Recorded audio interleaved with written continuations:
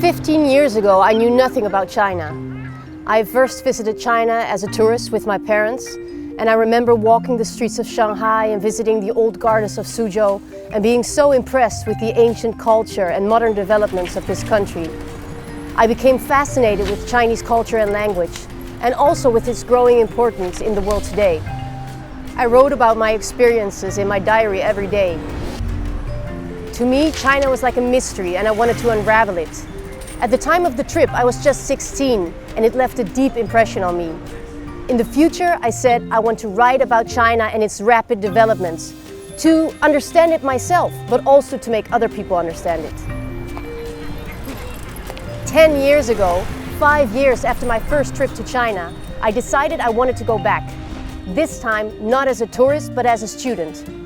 I started studying Chinese language and culture at the University of Leiden with just one goal in mind: to be able to speak Chinese before the Olympics of 2008. That was such an important moment for China. The year 2008 turned out to be a very important moment for me as well.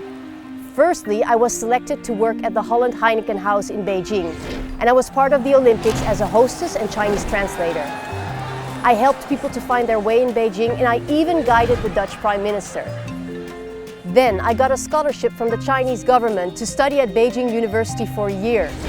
During this year, my understanding and appreciation of Chinese culture and language grew bigger. I was finally more than a tourist. Beijing became my second home. 15 years ago, I knew nothing about China, but now China has become a big part of my life. My dream of writing about China and its development has come true, as I'm running a website about the trending topics on Chinese social media that is attracting thousands of visitors every month. I'm a frequent speaker in the Dutch media, and I have talked about China for the Dutch Ministry of Foreign Affairs. Because I want to develop myself as a sinologist, I'm continuing my studies and now doing a PhD that is focused on the Sino-Japanese War and its representation in the popular culture of China and Japan. I want to visit China as often as I can to see my Chinese friends, eat hot pot, my favorite food, and to further deepen my understanding of this fascinating country, its long history, and its place in the world today. In the future, I hope to continue to be a window to China for those who do not understand its language or culture, like myself 15 years ago.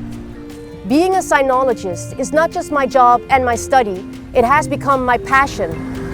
I am no longer a tourist.